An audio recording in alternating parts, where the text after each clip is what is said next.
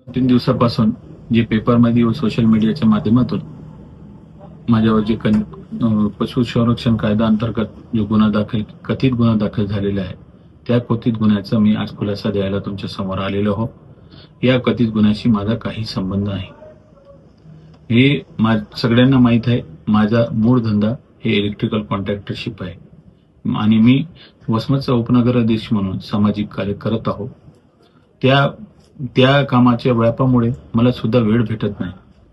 त्यासाठी माझी जी शेती आहे ती मी ठोक्यानं एका पाहुण्याला दिली होती. त्या पाहुण्यानं तिथे काय कृत्य केलं हे मला काही याची कल्पना नाही आणि त्याच्याशी माझा काही संबंध पण नाही. आम्ही याच्यातून कोणाचा जर या कृत्याहून माझी जागा होती म्हणून कोणाचं मन दुखलं असेल तर मी जाहीरपणे त्यांना माफी मागतो. परंतु मी 2-2 वेळेस तुम्हाला सांगतो, या गुन्ह्याशी माझा काही संबंध नाही.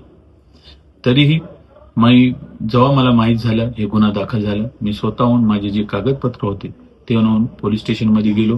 पोलीस स्टेशनला सगळे पेपर सादर केले. जे ठोक्याचा बॉन्ड होता ते बॉन्ड सुद्धा मी पोलीस स्टेशनला सादर केलेले आहे. सदरील जे कोणी याच्यात गुन्हेगार असतील त्याला कठोरचे कठोर शिक्षा व्हावी या मताचा मी आहे. कोणाची धार्मिक भावना दुखवण्याचा आमचा कधी उद्देश नव्हता.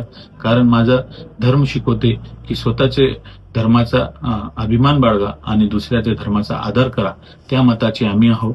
याच्या पुढेही जेव्हा केव्हा मला पोलीस प्रशासन बोलवतील, मला या प्रकरणामध्ये मी सहकार्य करायला तयार आहोत. जय हिंद, जय महाराष्ट्र.